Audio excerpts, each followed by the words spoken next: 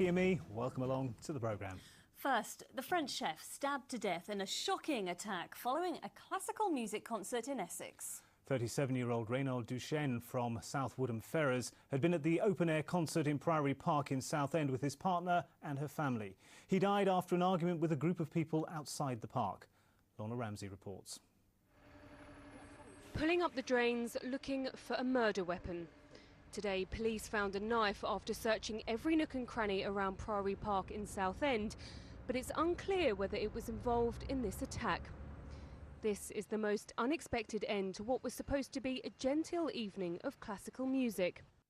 A chef at London's historic Gray's Inn, Reynold Duchesne was on a night out with his partner and her 2 teenage children. They came to Southend to watch the Royal Philharmonic Orchestra, along with 4,000 other people. But as he walked back to his car, it all went tragically wrong. The victim was involved in an argument just outside this bridal shop.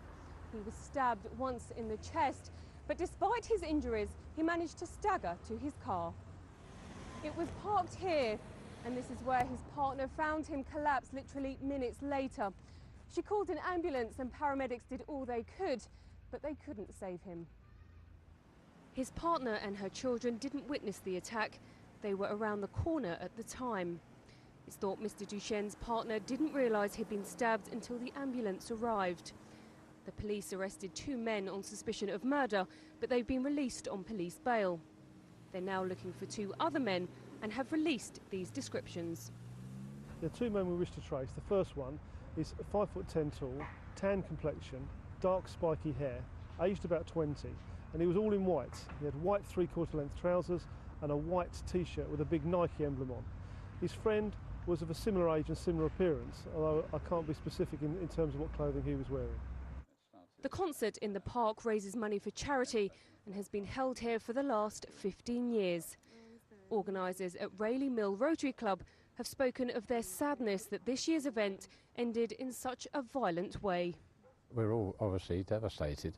We didn't know about it at all until we came to clear up the park early on Sunday morning, and the police were there and told us what had happened. So, we were staggered. The community may be struggling to understand how this happened, but not as much as Mr. Duchesne's partner.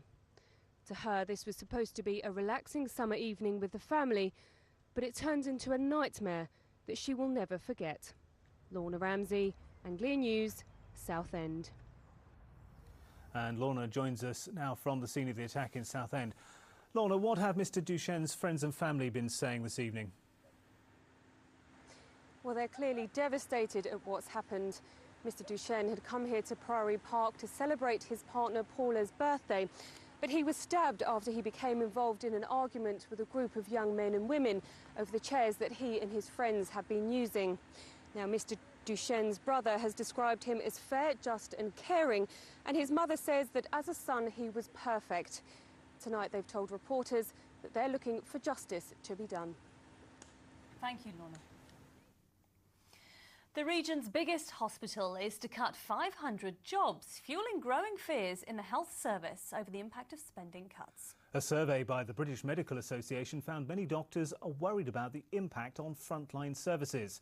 Here's our political correspondent, Matthew Hudson. The government has repeatedly said that health spending will be ring-fenced, but at the same time, NHS trusts are being asked to find £20 billion in efficiency savings. That equates to about 6% of the budget of each NHS trust.